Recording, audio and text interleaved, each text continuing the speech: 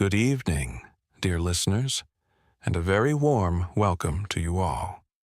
Wherever you are tuning in from tonight, maybe cozied up in bed, listening from your favorite quiet corner at home, or perhaps relaxing somewhere peaceful, with the world fading away outside, I'm so glad you've joined me here.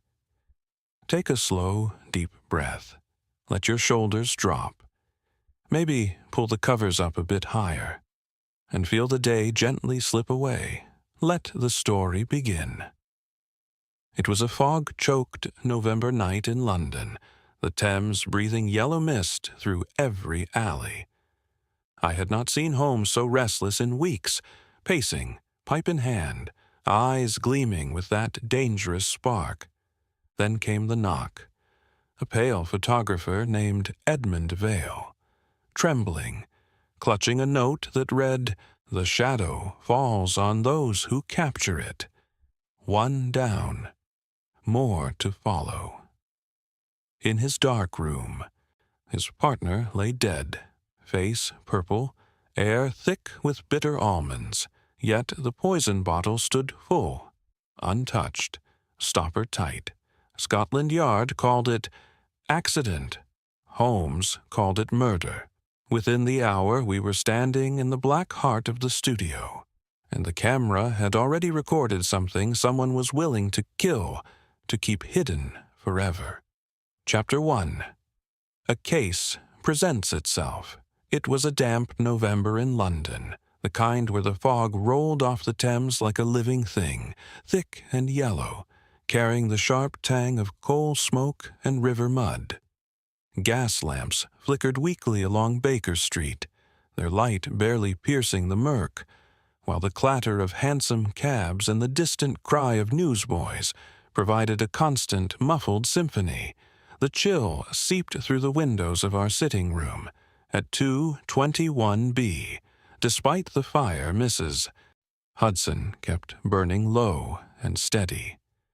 The leather of the armchairs felt cold to the touch, and the air held the faint scent of polished wood mixed with last night's shag tobacco. I had not seen Holmes so restless in weeks. He paced before the hearth, his long fingers steepled beneath his chin, the bowl of his pipe glowing intermittently as he drew on it. The scent of strong shag tobacco mingled with the leather of his armchair, and the faint polish of the violin case resting nearby. He had scarcely spoken all morning, save to mutter about the deficiencies of the morning papers.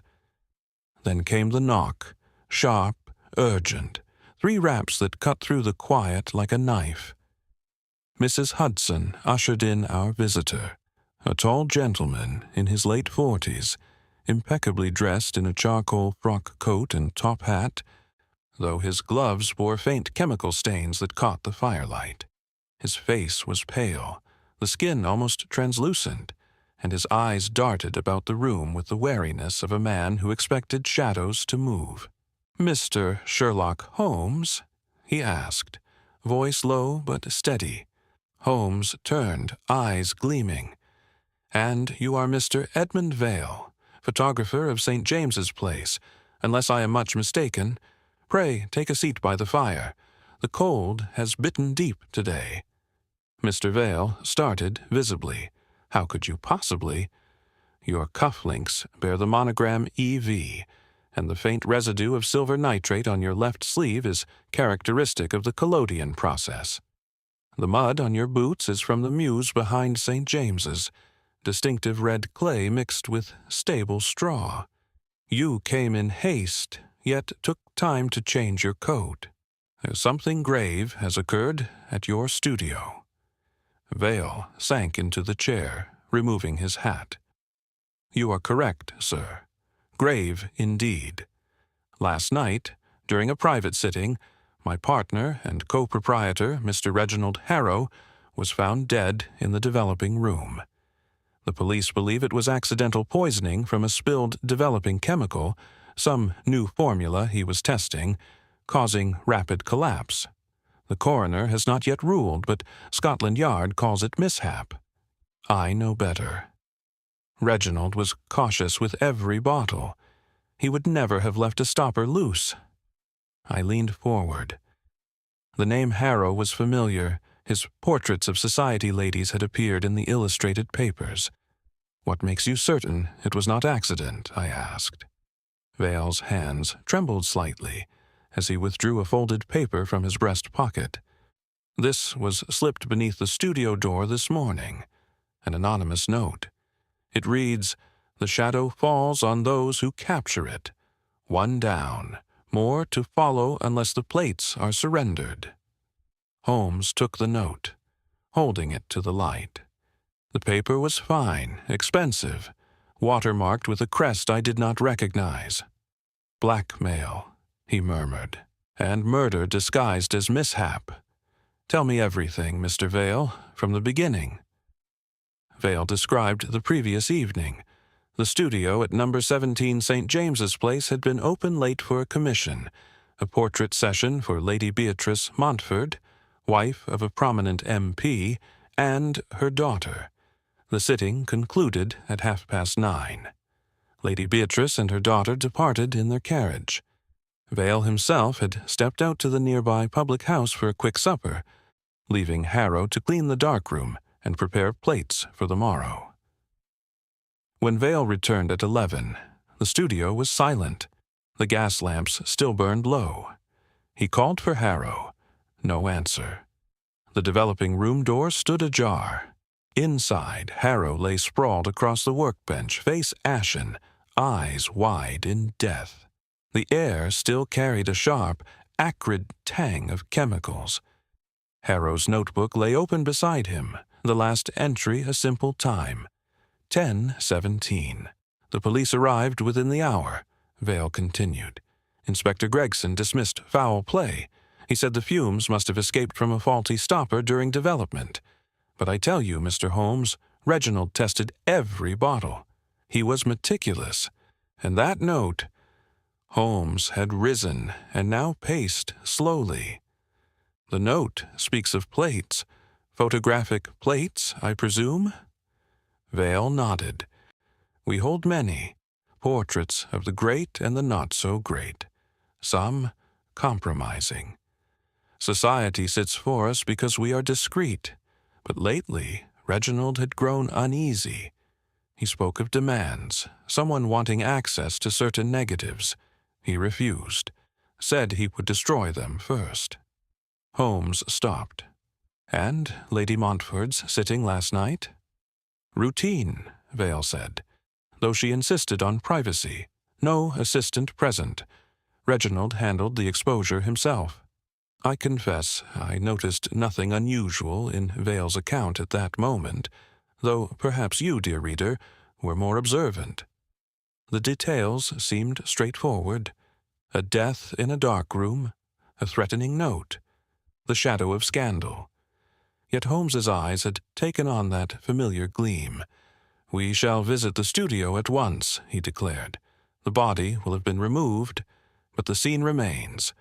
Watson, at your coat. The fog thickens, and time is not our ally." We descended to the street, where a hansom waited. The cab rattled over cobblestones slick with damp, past the muffled cries of street vendors and the clop of horses' hooves. The air tasted of soot and wet stone.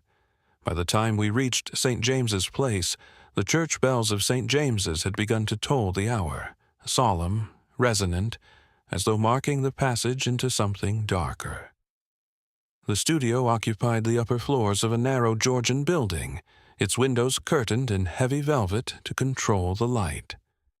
Vale unlocked the door with a key that trembled in his hand. Inside, the air was cooler, laced with the metallic bite of chemicals and the faint sweetness of collodion. Shelves lined the walls, bottles of silver nitrate, pyrogallo, hypo. A large camera stood on its tripod like a sentinel, its black cloth draped over the lens. The developing room lay at the rear, a small chamber painted matte black. The workbench bore the marks of Harrow's final moments, smudged fingerprints in developer, a tray overturned. Holmes knelt, lens in hand, examining the floorboards. "Observe, Watson," he said quietly.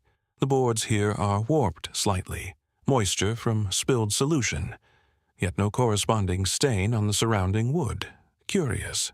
And here," he pointed to a faint scratch on the door frame, barely visible. "Fresh. Someone forced entry after the fact, perhaps?" Vale paled. "The police found nothing." "They looked for accident," Holmes replied. "I look for intent." He moved to the shelf. The bottle of the experimental developer stood as Vale had described, full, stopper secure. Yet Holmes lifted it carefully, turning it in the light. "The label is pristine. Too pristine. No fingerprints save Harrow's, I would wager. Someone wiped it." I stared, comprehending little. The significance escaped me entirely. I wonder if it escaped you as well. Holmes straightened. "Mr. Vale, I shall require the names of your recent sitters, particularly those whose portraits might invite extortion, and the negatives Reginald wished to destroy. This is no mere accident, nor simple blackmail. It is murder, calculated and cold. The shadow of St. James has fallen indeed." Vale nodded, fear etching deeper lines into his face.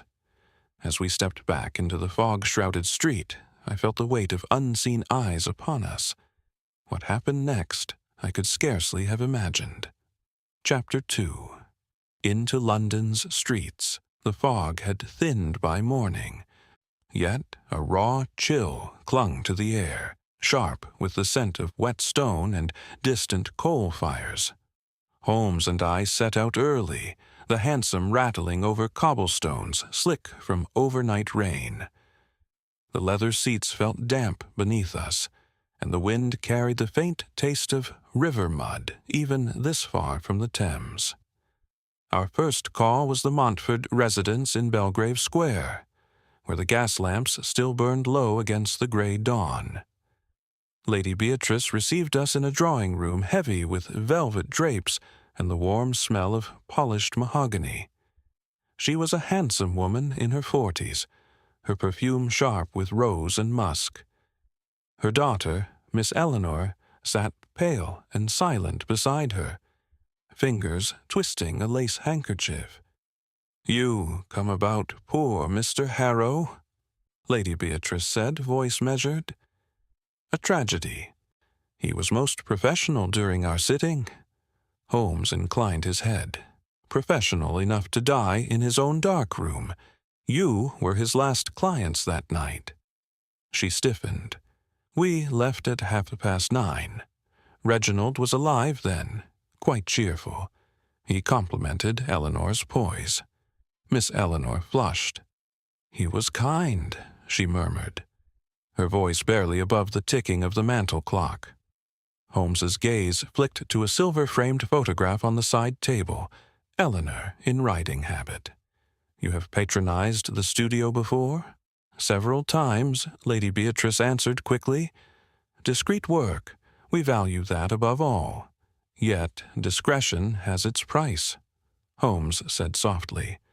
"Certain negatives, perhaps, are best destroyed." Lady Beatrice's eyes narrowed.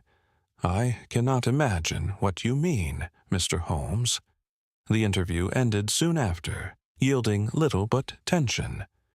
We stepped back into the square, the cold air stinging our faces as church bells tolled distantly. Our next stop lay in the city, a counting house near Leadenhall Market.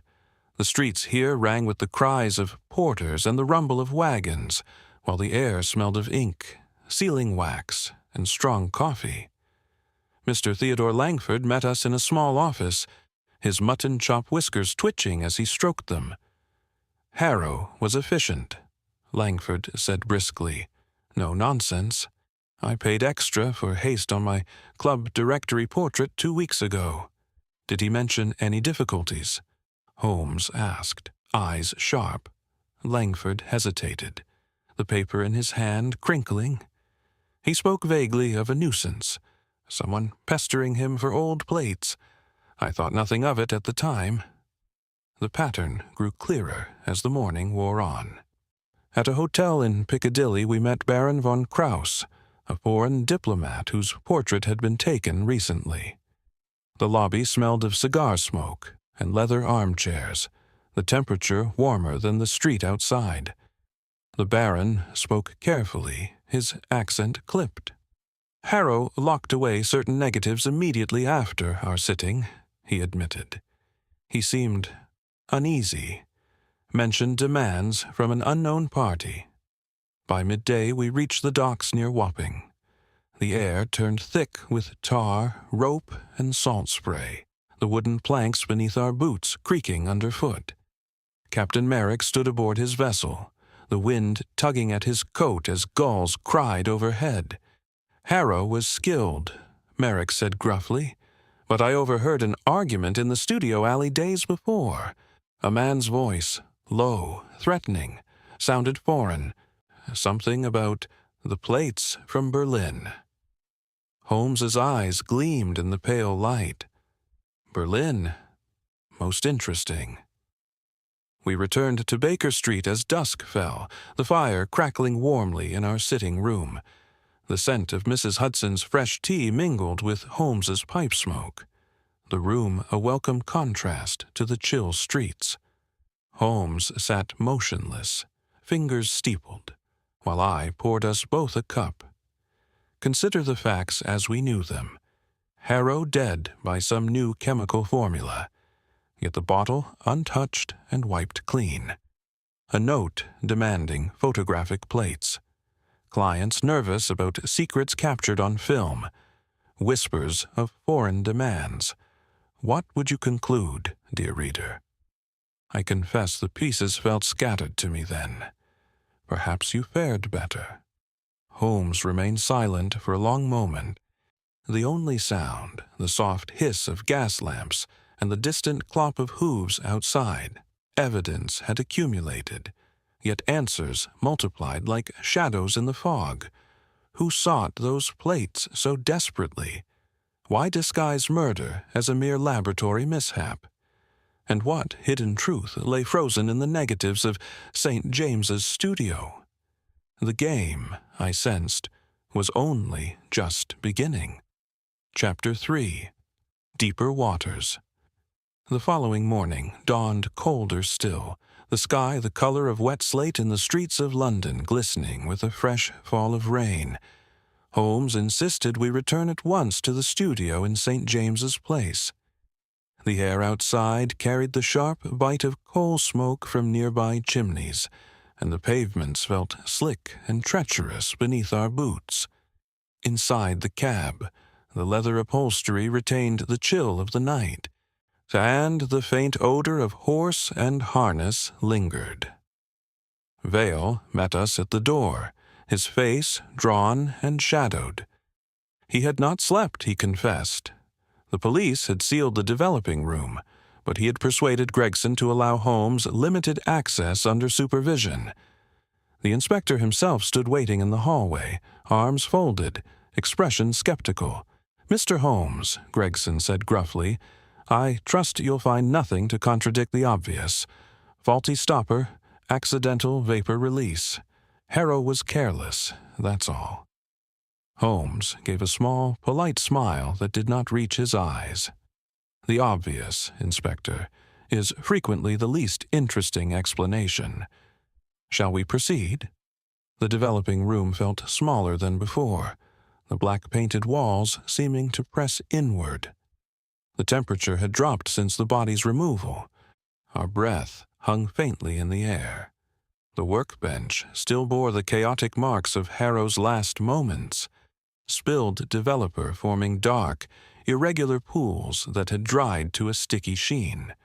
The chemical smell was stronger here, a metallic bite mixed with the faint sweetness of ether and the acrid undertone of something burned.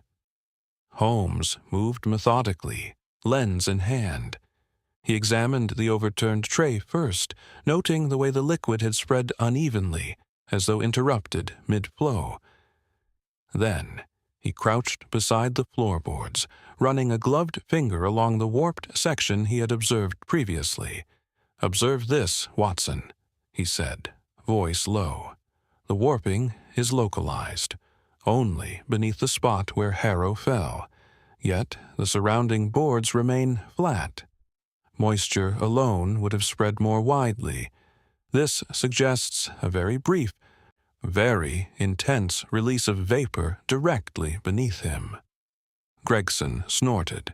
He knocked the bottle over when he collapsed. Simple. Holmes rose without comment and turned to the shelf. The bottle of the new experimental developer, a clear glass vessel labeled in Harrow's neat hand, stood precisely where we had left it. Holmes lifted it again, tilting it slowly. "The stopper fits perfectly," he murmured. "No crack, no looseness, and yet—" He held it to the gaslight. "See here. A faint ring of residue just inside the neck, as though the stopper had been removed and replaced recently. But the label is immaculate. No smudges, no trace of Harrow's usual handling." Vale stepped closer, frowning. "He always wiped bottles after use. Fastidious about fingerprints on glass." "Precisely," Holmes said. "Yet this bottle bears only one set of prints, his own, on the body of the vessel, none on the stopper. Someone else handled it with extreme care." Gregson shifted uncomfortably. "Meaning?" "Meaning someone introduced the fatal dose after Harrow was already unconscious, or dead." Holmes replied calmly. "The vapor was not accidental. It was directed." He crossed to the small ventilation grill high on the back wall, barely 6 inches square. Holmes produced a thin steel probe from his pocket and gently prodded the mesh. It moved slightly, too easily. "Loose screws," he observed, "recently loosened, and here." He directed his lens closer. A trace of fine powder caught in the wire. Not dust, something crystalline. He scraped a minute quantity onto a clean glass slide and held it to the light. "Potassium ferrocyanide, I should think. Harmless in itself, used in blueprinting and toning. But when combined with acid in the developer tray below," Vale paled, "hydrocyanic acid gas. Colorless, rapid. Odor of bitter almonds, though faint in small quantities." Holmes nodded. "Precisely the symptoms described. Someone introduced the compound through the grill, let acid vapor rise from the tray, and sealed the room behind them. Harrow, working alone, would have had no warning until it was too late." Gregson rubbed his chin. Then why the note? Why not simply poison him quietly? "Because the killer wished the death to appear accidental," Holmes said. "A laboratory mishap draws little scrutiny, especially from Scotland Yard. The note was either an afterthought or a miscalculation. It betrays intent. I confess that until that moment, the true mechanism had escaped me entirely. Looking back, the clue was plain as day: the warped boards, the pristine stopper, the loosened grill. Did you see what I missed, dear reader?" Holmes turned to Vale. "You mentioned negatives Reginald wished to destroy. Have you located them?" Vale hesitated. "There's a locked cabinet in the storeroom. He kept the key on his watch chain. The police took it with the body." Holmes's eyes gleamed. "Then we must retrieve it. But first—" He knelt once more beside the workbench and lifted a small brass key that had lain half hidden beneath a fallen cloth. "This was not here yesterday. Someone returned after the police left." Gregson swore softly. "You're saying the murderer came back?" "I am saying someone did," Holmes corrected, "and left this key behind, perhaps in haste. It fits the cabinet lock." We moved to the storeroom. At a narrow space lined with wooden shelves and the musty smell of old paper and varnish, Holmes inserted the key. The lock clicked smoothly.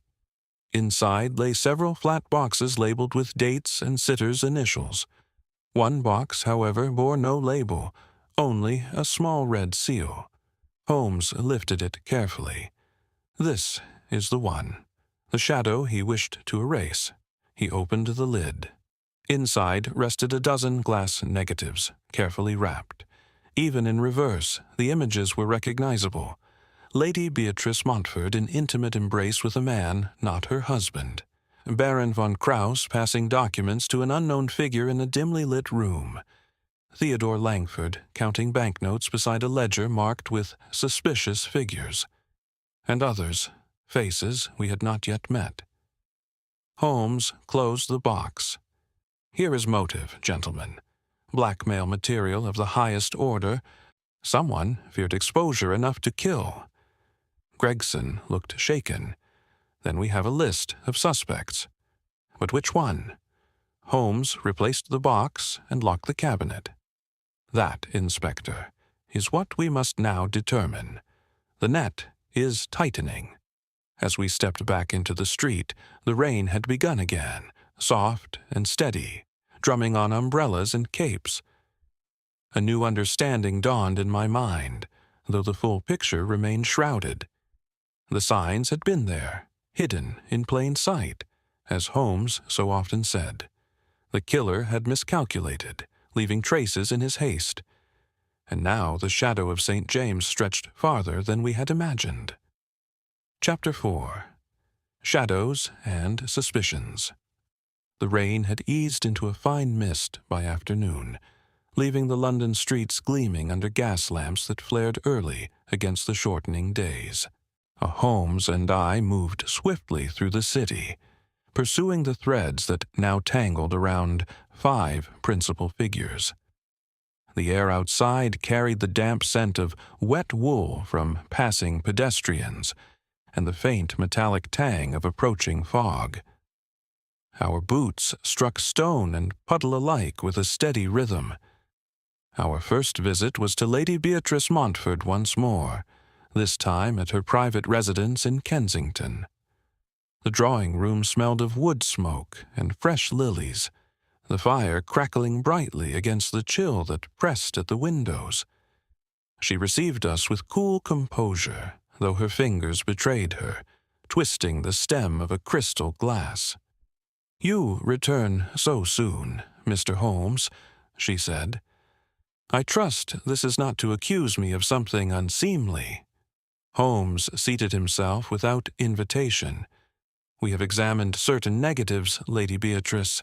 One, in particular, shows you in circumstances that might interest both your husband and the illustrated press."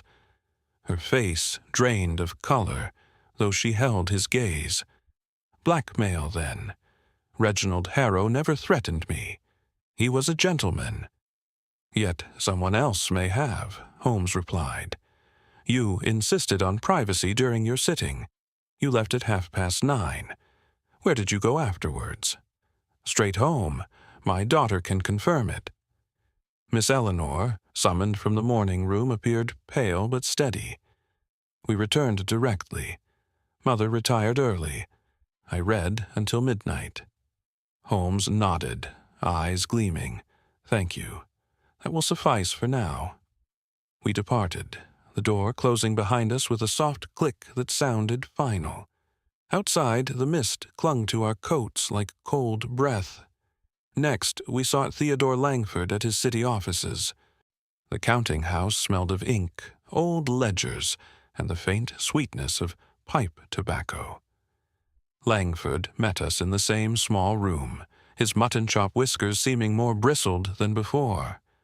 "You've been busy, Mr. Holmes," he said, voice tight.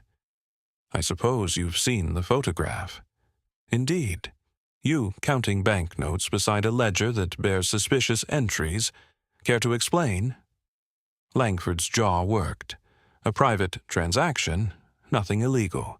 Harrow assured me the negative would remain secure." "Someone disagreed," Holmes said. "You paid extra for haste. Were you in a hurry to have the portrait, or to retrieve something else?" I was at my club that evening until 11. Langford answered stiffly. Ask the steward. We left him staring at his desk, the room suddenly too warm despite the draught from the window. The Baron von Krauss proved more elusive. We tracked him to the Travelers' Club in Pall Mall, where the air was thick with cigar smoke, polished leather, and the low murmur of gentlemen's voices. The Baron agreed to speak in a quiet alcove, his accent clipped and careful. You have seen the negatives, he stated flatly. I expected as much. The image shows me in conversation with an attaché, nothing more. Yet you mentioned demands, Holmes observed. From whom? An unknown party. Letters arrived, unsigned. I ignored them. Harrow assured me the plates were safe. And your whereabouts on the night in question? At the embassy until 10, then here until past midnight. The porter will confirm. Holmes inclined his head. We shall see.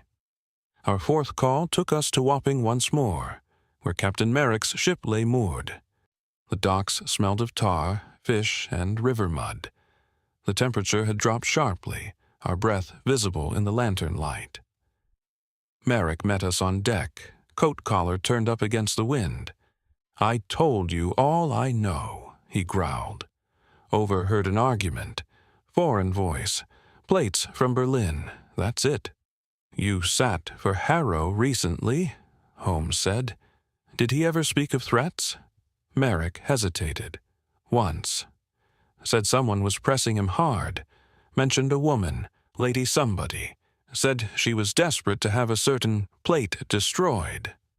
Holmes's eyes narrowed. Lady Beatrice? Didn't give a name. Just that she'd paid well for silence. We thanked him and departed, the creak of timbers and slap of water against Hull fading behind us. Our final stop was unexpected. A small music hall in the Strand, where the fifth suspect, Miss Clara Denby, had performed nightly. Vale had mentioned her only in passing.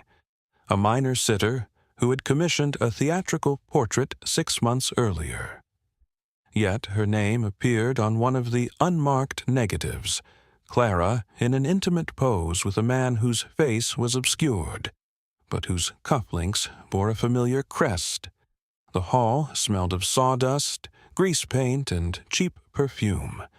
Gas footlights hissed as we waited in the wings. Clara emerged after her act, still in spangled tights, face flushed from the stage lights. You're here about Harrow, she said before we could speak. I knew it would come to this. Holmes studied her. You knew of the negatives. Everyone in our circle knew Reginald kept records. Some of us paid to keep them buried. I was one. You were at the studio the night he died. No. I was performing here until 1 in the morning. 50 witnesses. Holmes nodded slowly. Yet your portrait appears among those he wished to destroy. Clara laughed, a brittle sound. Because the man in the picture was Reginald himself. We were close once. He wanted it gone after we parted. Said it compromised his reputation. 3 men and 2 women had opportunity that night. 3 had motive born of scandal, 2 of secrets deeper still. Which would you suspect, dear reader? I confess I wavered between them all. Lady Beatrice's cool denial, Langford's defensiveness, the Baron's precision, Merrick's bluntness, Clara's candor. The evidence pointed in multiple directions. I was lost. Were you?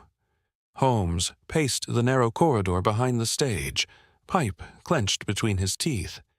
The killer returned to the studio, he murmured. Left a key behind in haste. That suggests familiarity with the premises, or someone who gained entry after the police had come and gone. He stopped. We must re-examine the cabinet. There may be another plate, one that ties the threads together. As we stepped back into the Strand, the night air tasted sharp with fog and the distant smell of roasting chestnuts from a vendor's brazier. The net was closing, though slowly. False leads had multiplied, yet each suspect's alibi contained a small crack. Something Holmes noted, but did not yet name. Tension built like the pressure before a storm. The shadow of St. James had grown longer and darker than any of us had anticipated. Chapter 5. The pursuit. The rain returned in earnest that evening, drumming hard against the windows of 221B and turning Baker Street into a glistening black ribbon under the gas lamps. Holmes had scarcely spoken since our last interview. He sat motionless in his armchair, pipe cold between his teeth, eyes fixed on some invisible point beyond the hearth. The room smelled of damp wool from our coats and the faint, lingering trace of Mrs. Hudson's mutton broth drifting up from below. Then, abruptly, he rose. "We move tonight, Watson," he said. "The killer has returned to the studio once already. He will not wait long before attempting to retrieve or destroy the remaining plates."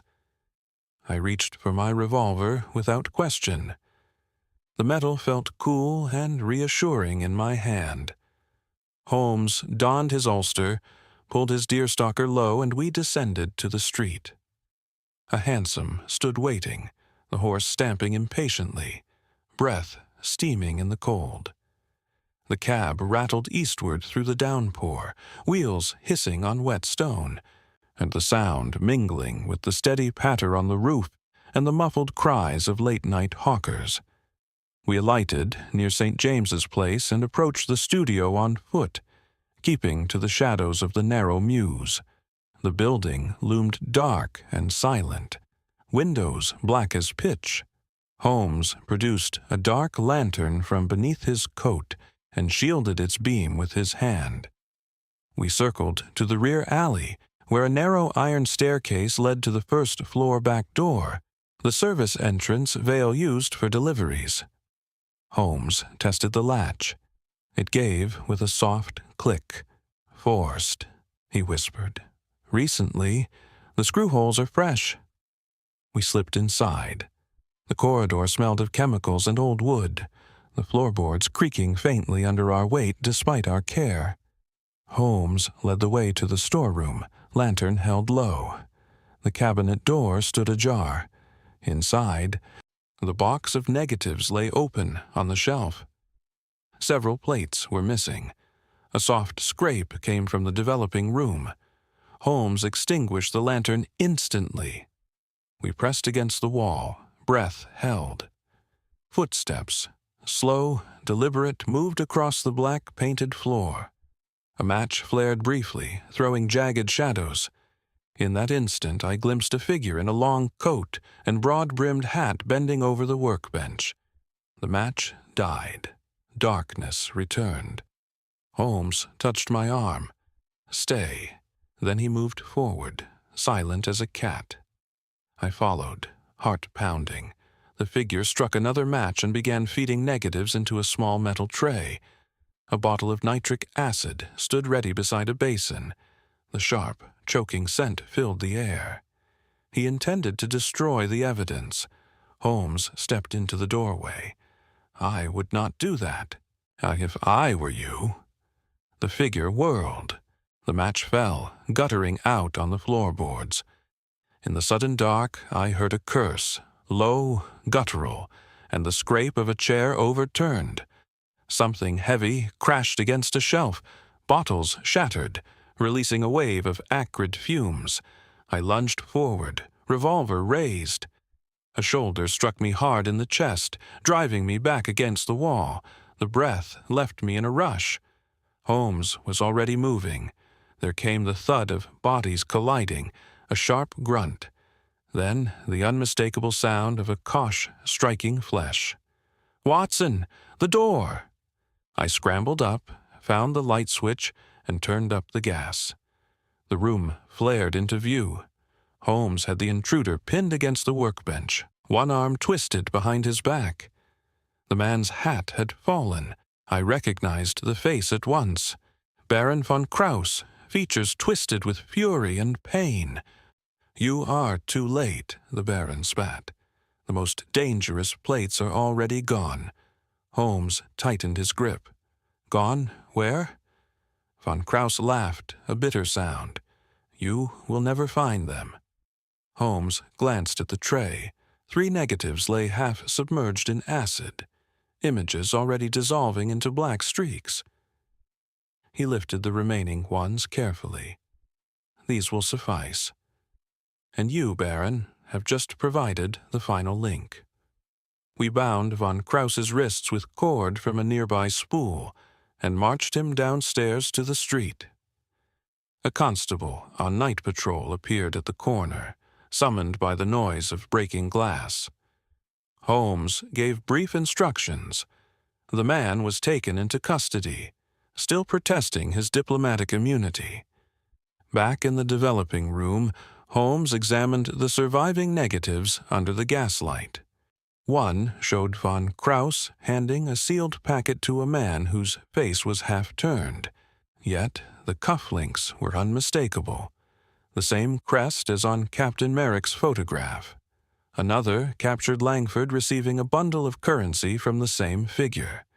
And a third, the most damning, depicted Lady Beatrice in conversation with the Baron himself, a document changing hands beneath the table during what appeared to be a society function.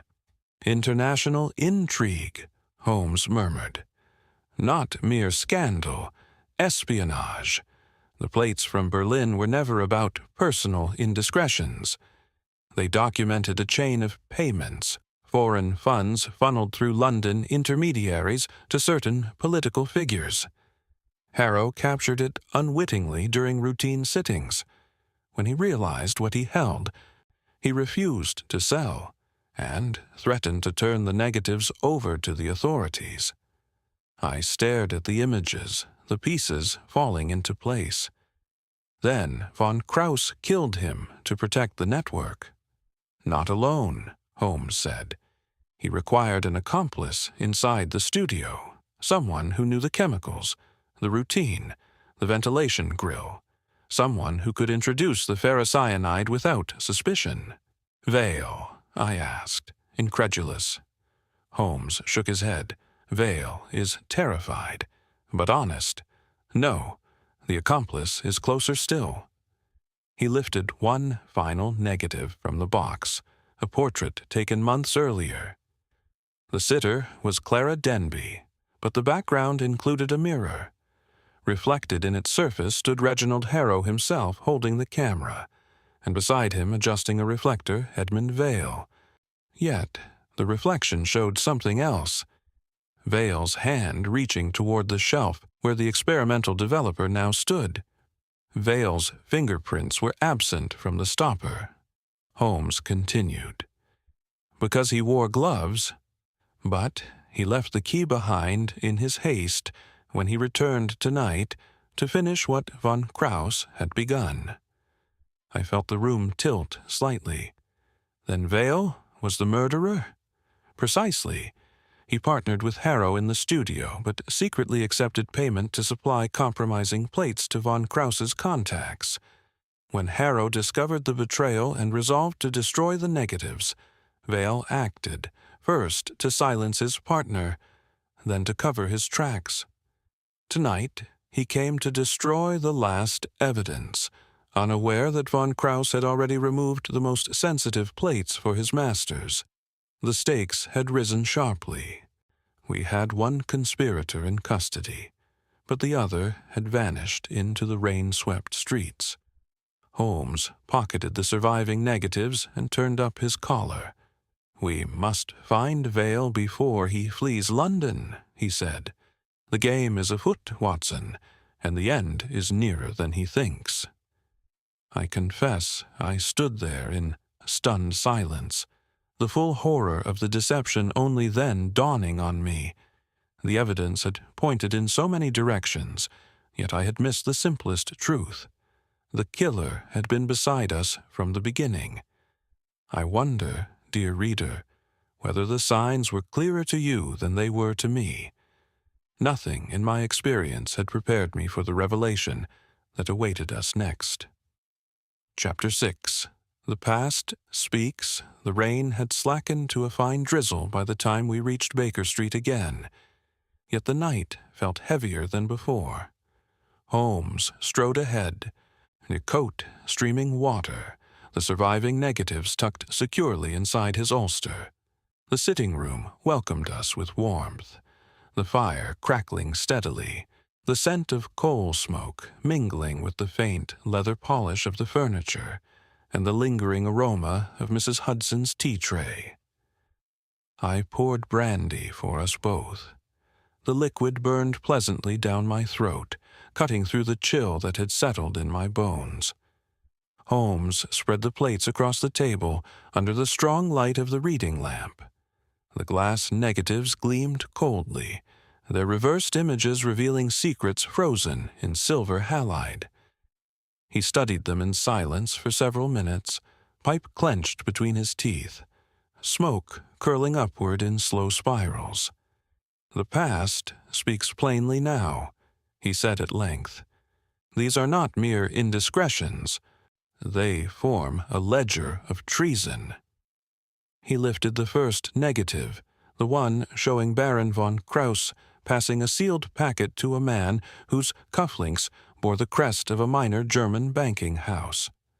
This transaction occurred 6 months ago, during a diplomatic reception at the German embassy. The packet contains drafts drawn on Berlin banks, funds intended for certain members of Parliament sympathetic to German interests in Africa. Harrow captured it accidentally while photographing the event for the embassy's private album. I leaned closer. The figures were small, but the details unmistakable. The envelope's thickness, the Baron's careful grip, the recipient's guarded expression. "Langford's negative," Holmes continued, sliding another into place, "shows him receiving payment from the same intermediary.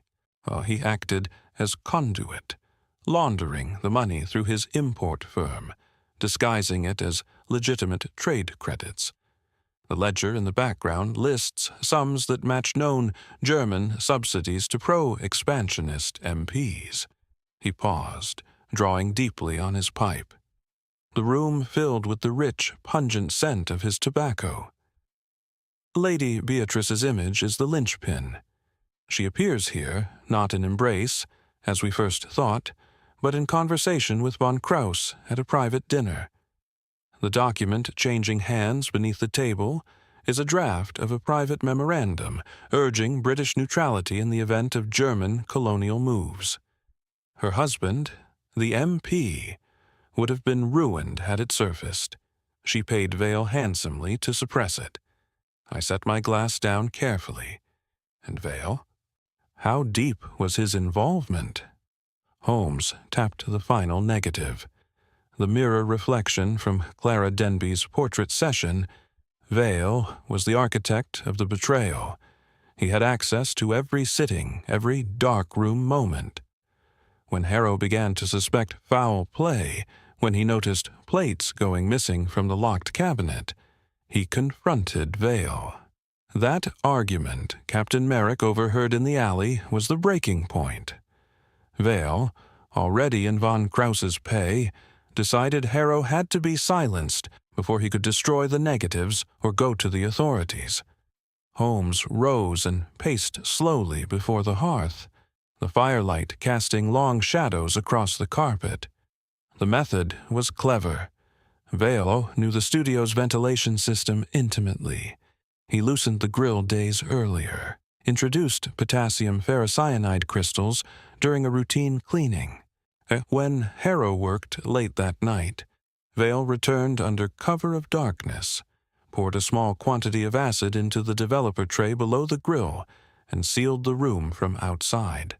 The vapor rose slowly, odorless at first, then the faint almond scent Harrow would have noticed too late. Vale wore gloves. He wiped the bottle, replaced the stopper, and left. The note slipped under the door. The next morning was his flourish. meant to suggest a separate blackmailer, diverting suspicion. I rubbed my temples. The fire popped softly. Outside, a late hansom clattered past, wheels hissing on wet cobblestones. Then von Krauss supplied the ferrocyanide? Likely. German chemical firms produce it in quantity for industrial use. Vale needed only a small amount. The experimental developer bottle was a red herring, left full and untouched to reinforce the accident narrative. Gregson accepted it because he expected laboratory error. We did not. Holmes stopped pacing and returned to the table. The motive crystallizes here. Vale had debts, gambling losses at a discreet club near Covent Garden. Von Krauss offered payment for access to compromising material. When Harrow threatened to expose the scheme, Vale saw ruin. Murder became the only escape. He killed his partner, his friend, to protect his own skin and the larger network. The connections formed with a quiet inevitability, like pieces of a mosaic sliding into place. Vale's initial terror had been genuine, fear of discovery, but laced with calculation. His willingness to hire us had been a gamble, appear the grieving innocent, who let Holmes chase shadows among the sitters while he removed the last evidence. Tonight's attempt to destroy the plates had been desperate. Von Krauss's arrest had forced his hand. I looked at Holmes. Where is Vale now? Fled, but not far. He has no passport, no foreign contacts of his own. He will seek to leave London, likely by rail to the coast, then packet to the continent. We must intercept him before he reaches Victoria or Charing Cross. Holmes gathered the negatives into their box and locked it in the strongbox beneath the sideboard. Tomorrow, we alert Gregson and arrange a quiet watch on the stations. But tonight, Watson, we rest. The chase resumes at first light.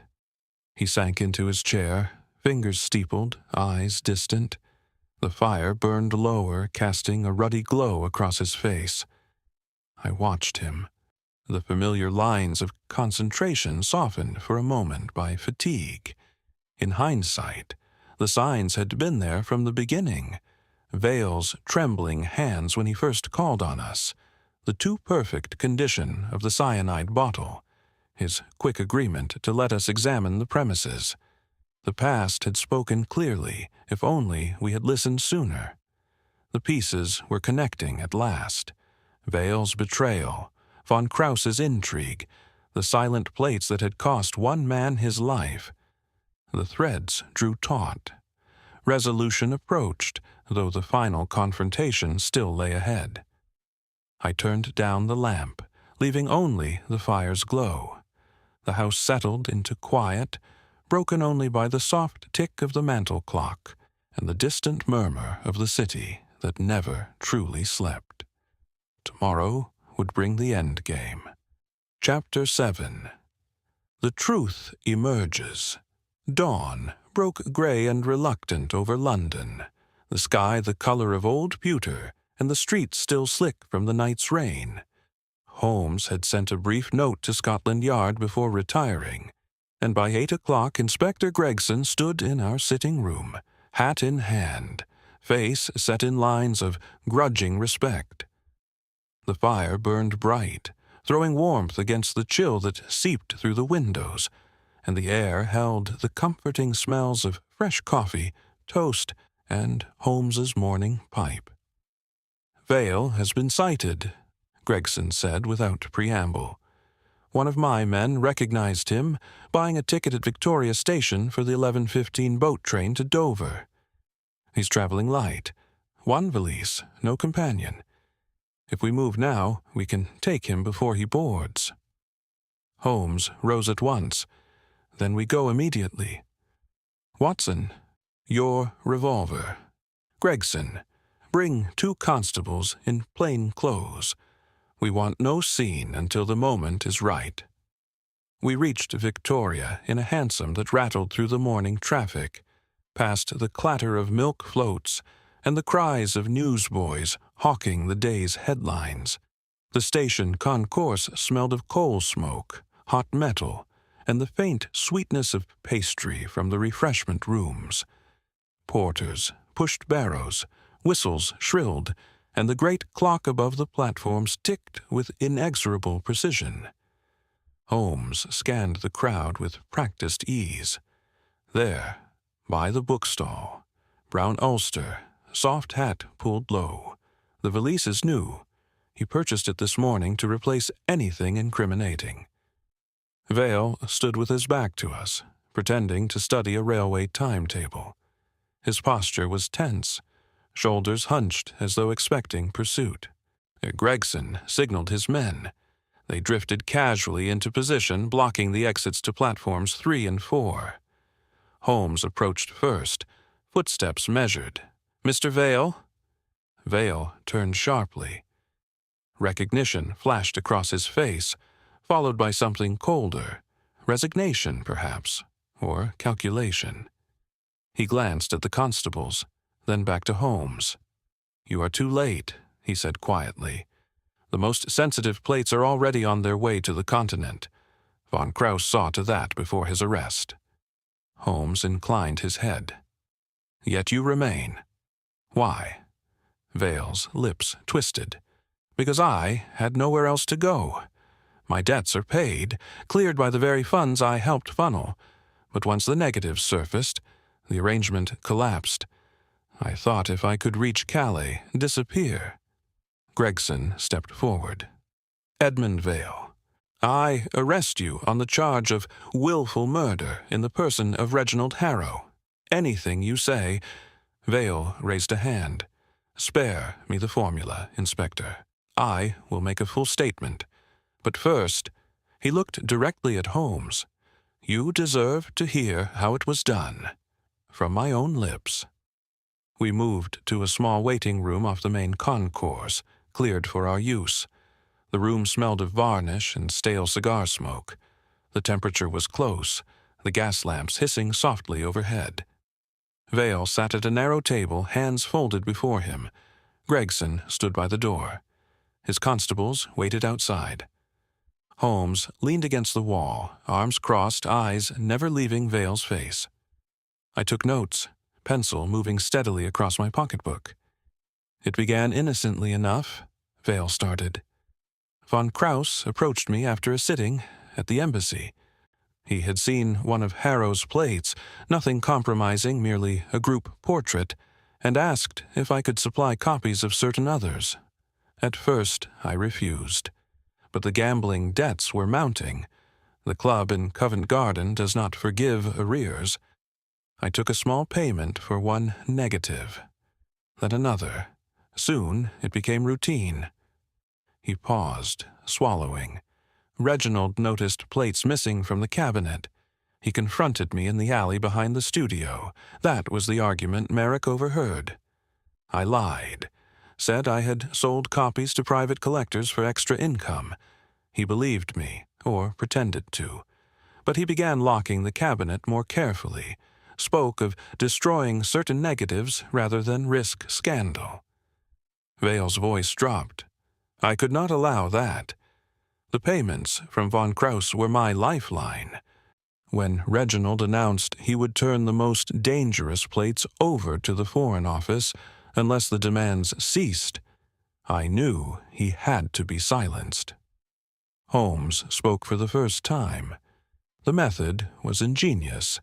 Potassium ferrocyanide through the grill, acid in the tray below. You loosened the screws days earlier. Vale nodded. During a routine cleaning, Reginald never noticed.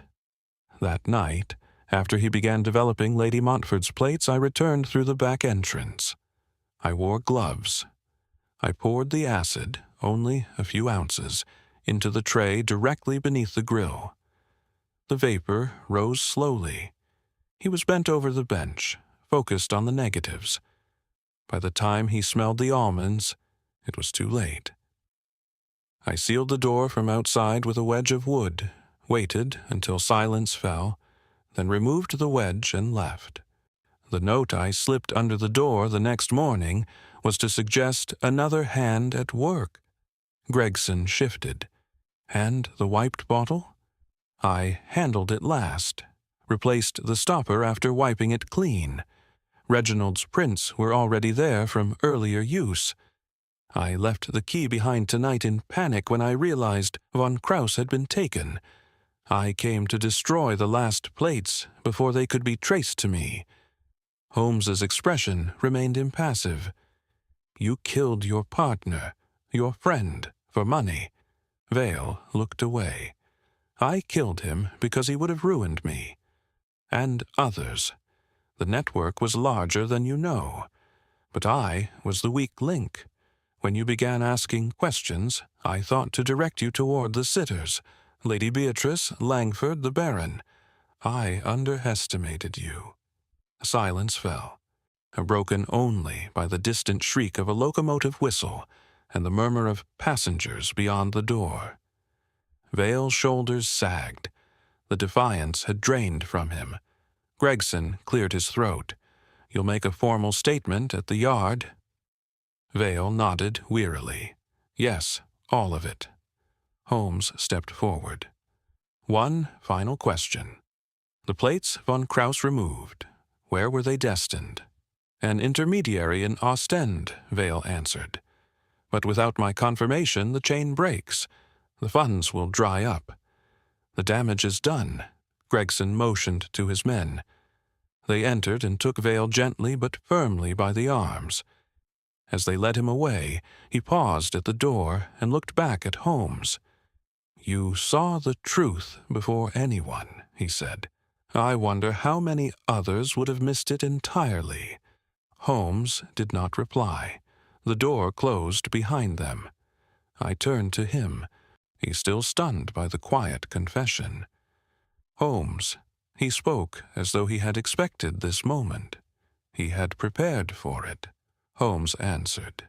Yet he could not outrun the evidence. The ground remembers every step, Watson, even the ones taken in darkness. I marveled at the simplicity of it now that the veil had lifted. The murderer had stood before us from the first interview, his guilt hidden behind grief and cooperation. I wonder, dear reader, whether you had guessed the truth before Holmes laid it bare. I certainly had not, to my lasting astonishment. The truth had emerged at last, stark and unadorned. Justice had begun its measured march. Chapter 8. Justice. The afternoon sun broke through the clouds at last as Vale was led from Victoria Station in handcuffs, flanked by Gregson's constables. A small crowd had gathered, curious porters, passengers delayed by the commotion, a newsboy clutching his bundle of papers. The air still carried the sharp tang of coal smoke from the locomotives and the faint sweetness of roasted nuts from a nearby vendor, but the scene felt oddly hushed. Vale kept his head down, coat collar turned up, though the gesture could no longer shield him from scrutiny. At Scotland Yard, the formalities proceeded swiftly. The charge room smelled of ink, damp stone, and the faint metallic bite of typewriter oil. Vale sat at a scarred oak table, shoulders slumped while a sergeant took down his statement in careful longhand. Gregson stood by the window, arms folded, watching with the satisfaction of a man who had seen justice take its course after initial misjudgment. Holmes and I waited in an adjoining office. The walls were papered in faded green, the temperature close, despite the open sash letting in the distant rumble of traffic along the embankment. Holmes paced slowly, hands clasped behind his back, while I reviewed my notes from the waiting room confession. The words still echoed in my mind. Vale's calm recitation of betrayal, murder, and desperation. The door opened. Gregson entered, wiping his brow with a handkerchief. He signed it, the inspector said. Full confession, no mitigation. He admits to the murder of Reginald Harrow by means of hydrocyanic acid vapor introduced through the ventilation grill. He names von Krauss as the paymaster and confirms the espionage angle. The Foreign Office has already been notified. They're moving to intercept the courier in Ostend. Holmes stopped pacing. And Vale's response to the charge? Quiet acceptance, Gregson replied. He asked only that we inform his sister in Hampstead. Said she knew nothing of his debts or his dealings. I've sent a constable. I set my notebook aside. Will he hang? Gregson hesitated. That's for the courts. But premeditated murder, no provocation, no remorse shown in the act itself. The odds are against clemency. We were permitted a brief final interview in the holding cell. The space was small, lit by a single high window barred with iron. Vale sat on the narrow bench, coat removed, shirt cuffs turned back. He looked older than his 40-odd years, the lines deeper around his eyes. "You've come to gloat, Mr. Holmes?" he asked without bitterness. "To understand," Holmes answered. "You spoke of a larger network. How wide did it reach?" Vale leaned forward, elbows on knees. Not as wide as von Krauss wished. A handful of MPS, one or two in the War Office. Funds were modest, enough to sway votes on colonial policy, nothing more. But Reginald's plates would have exposed the whole chain. I thought killing him would end it quietly. Instead, I only hastened the collapse. Holmes regarded him steadily. "You might have destroyed the negatives yourself months ago." "I tried," Vale said. "Reginald caught me once. After that, he kept the key on his person. When he announced he would hand them over, I had no choice." A silence fell, broken only by the distant clang of cell doors and the low murmur of voices in the corridor. Vale looked up. "I regret the act," he said quietly. "Not the money. I needed it. But Reginald was the closest thing I had to family in this trade. We built the studio together. I took his trust and turned it to poison." Holmes inclined his head. "The law will take its course. Your confession spares Lady Beatrice, Langford, and the others public disgrace, though not private reckoning." Vale gave a small, weary smile. "Small mercy.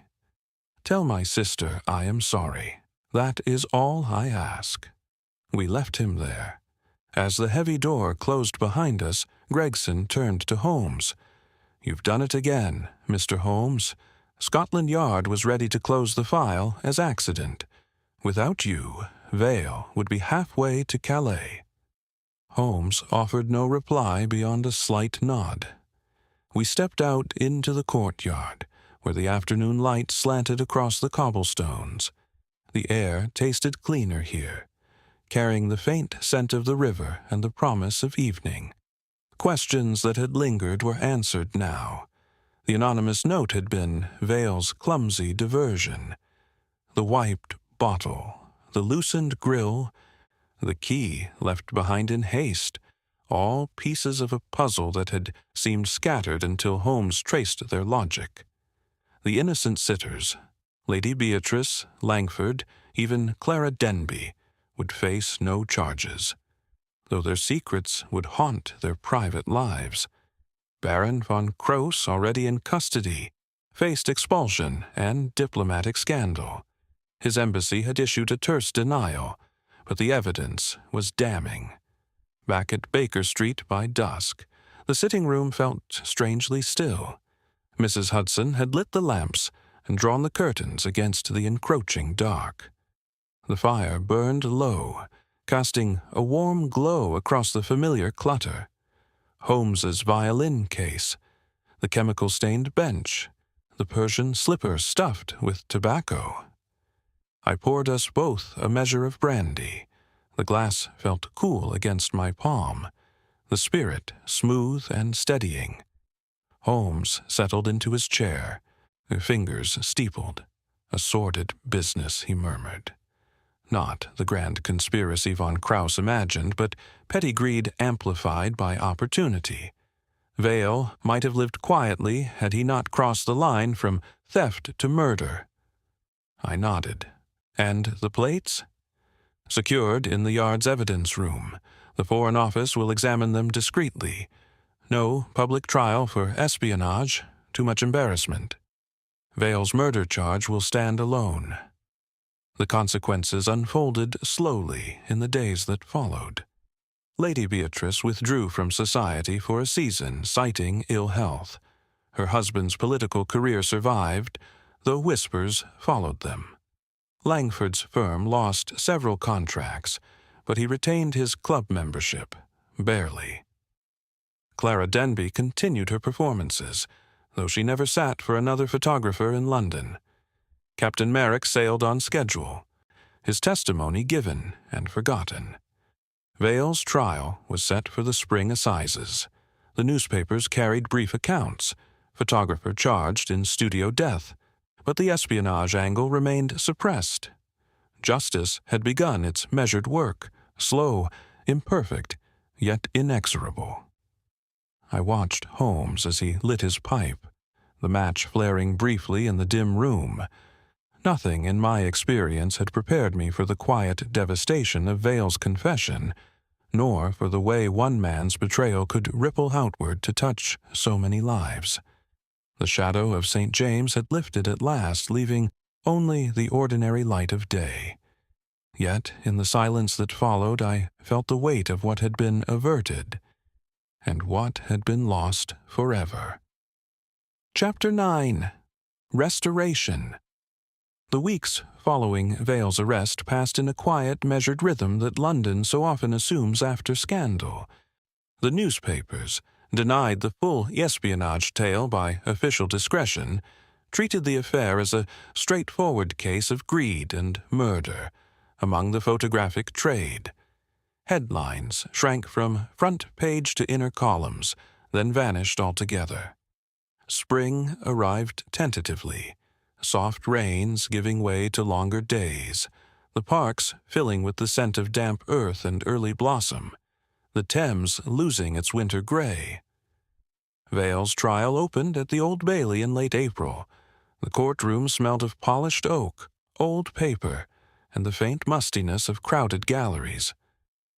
I sat in the public benches beside Holmes, who observed with the same detached attention he might give a chemical reaction. Vale entered the dock in a plain suit, hair neatly combed, expression composed. He pleaded guilty to murder, sparing the Crown the necessity of a lengthy prosecution. The judge, a stern figure beneath his scarlet robes, listened without interruption as a counsel outlined the facts: premeditation, the calculated use of poison, the attempt to disguise the crime as accident. The sentence came swiftly: death by hanging. Vale accepted it without visible tremor, though his hands gripped the rail of the dock until the knuckles showed white. As he was led away, he glanced once toward the gallery.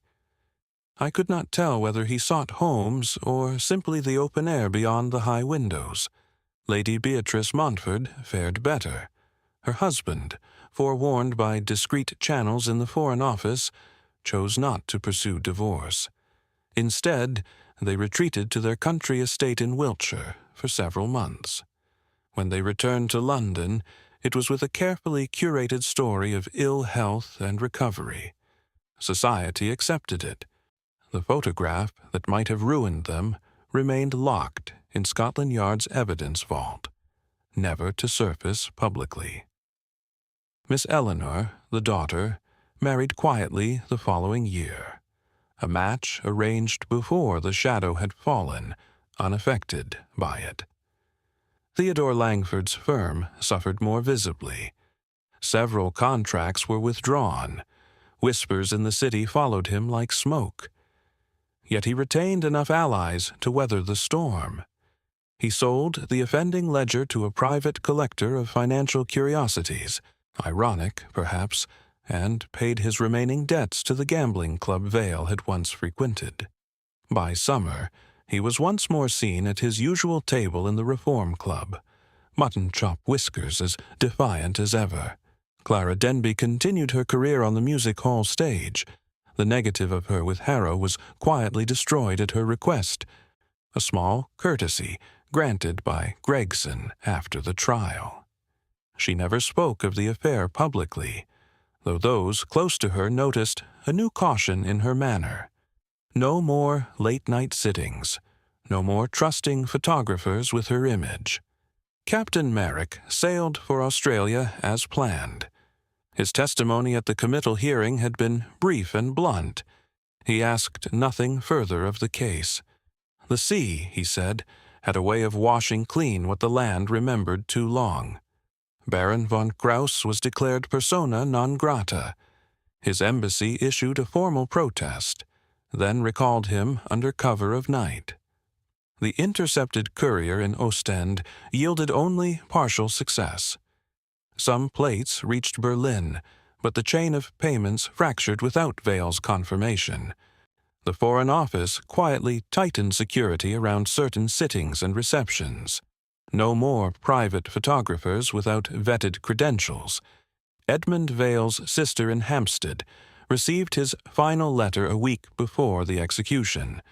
She visited him once in Pentonville Prison, where the air smelled of lime wash and boiled cabbage, the corridors echoing with the tread of warders. She told me later, when I called to offer what comfort I could, that he had seemed calm, almost relieved. He said the weight was gone, she whispered, that he had carried it too long. The execution took place at dawn on a chill May morning. I did not attend. Holmes did not suggest it. The newspapers reported it in a single paragraph. Edmund Vale, convicted of the murder of Reginald Harrow, was this morning hanged at Pentonville. No more was said. The shadow of St. James had faded at last. In the studio itself, a new tenant took possession by midsummer. A young woman named Miss Eleanor Price, unrelated to Montford's daughter, opened a portrait gallery specializing in theatrical sitters. She kept the original camera tripod but replaced the darkroom fittings entirely. The ventilation grill was sealed permanently, the shelves scrubbed clean of old chemicals. The space smelled now of fresh varnish and new collodion, the past expunged as thoroughly as possible. Harrow's share of the business passed to his widowed sister in Kent, who sold the remaining legitimate negatives to an archive.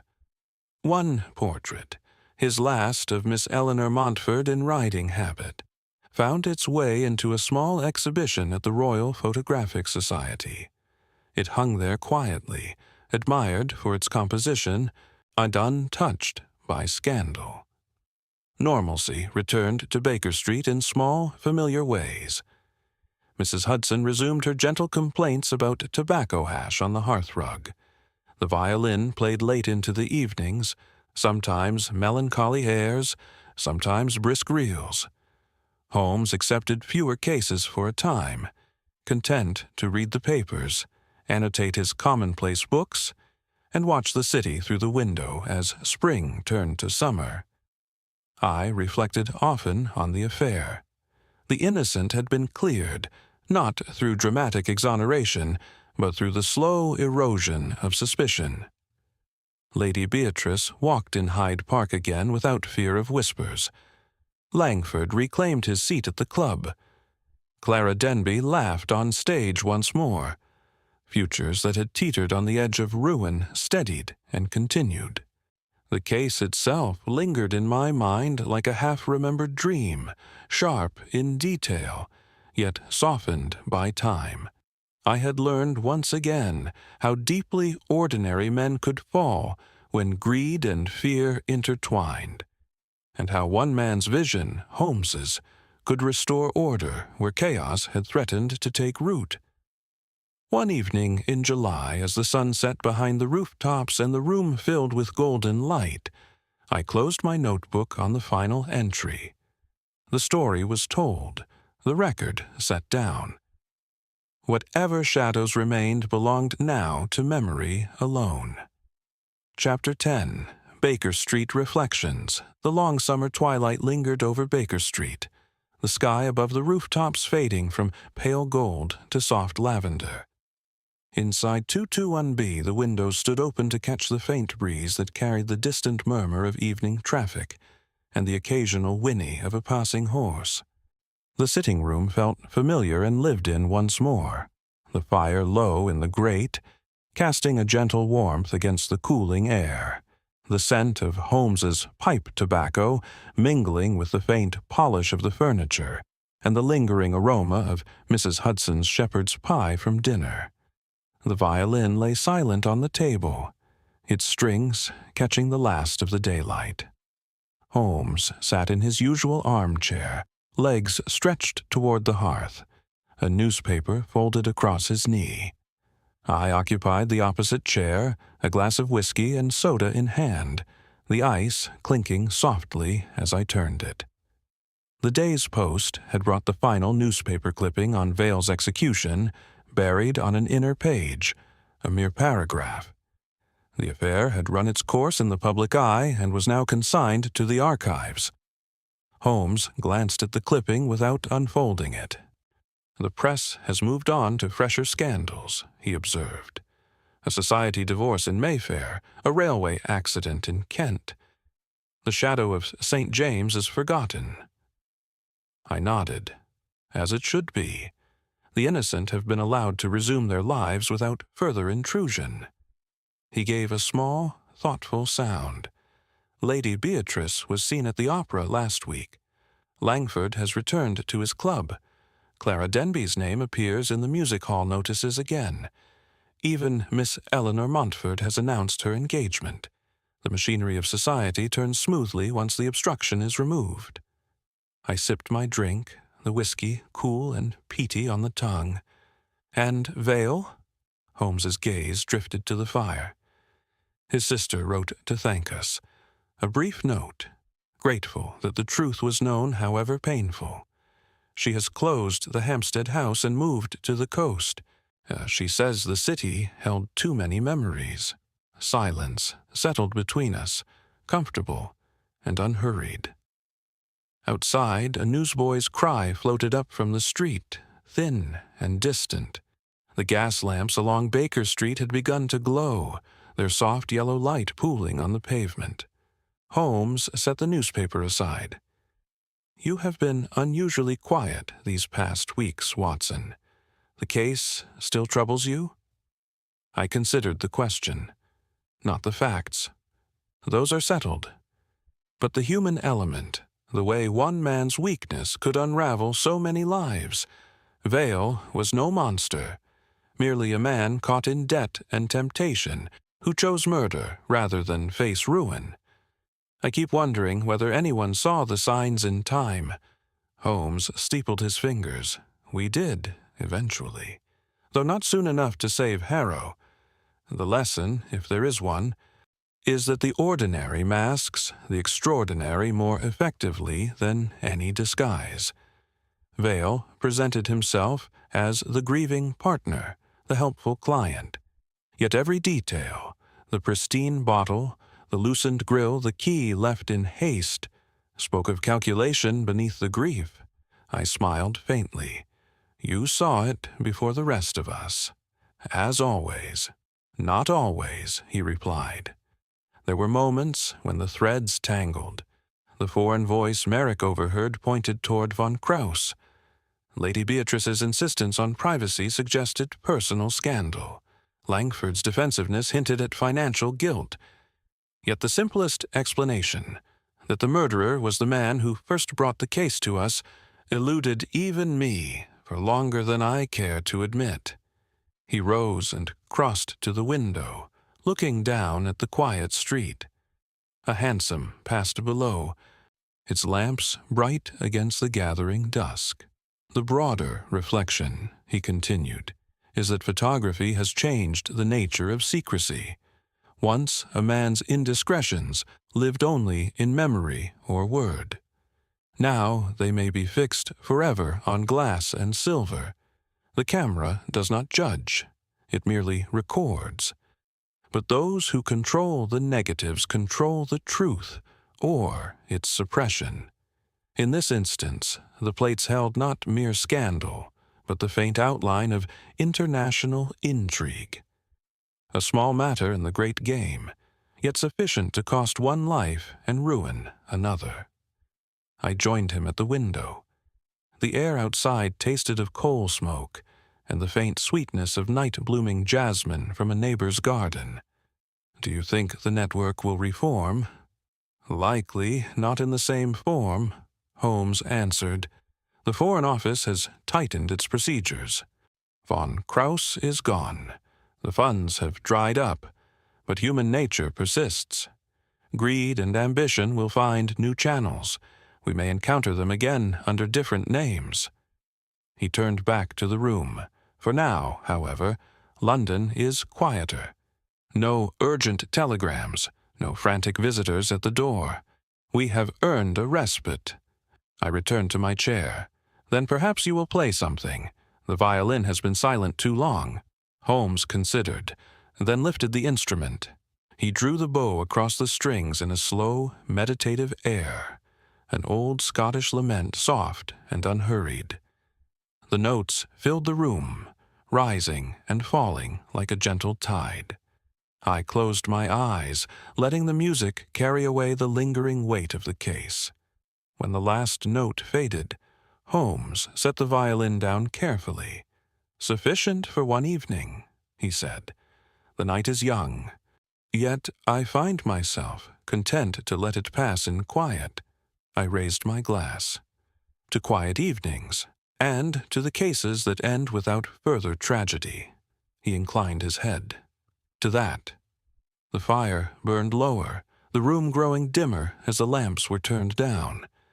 Outside, the city continued its endless rhythm, the clop of hooves, the murmur of voices, the distant chime of a church clock marking the hour. Baker Street settled into its familiar peace.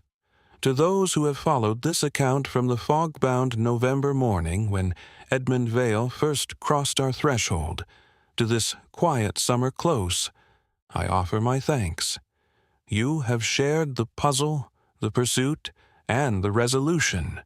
The truth, when it emerged, was darker than we expected. Yet order was restored. The innocent walked free. The guilty faced justice. And in the end, and that is all one may reasonably ask of such affairs. Holmes returned to his chair, pipe relit, eyes on the dying embers. I finished my drink and set the glass aside. The case of the Shadow of St. James was closed.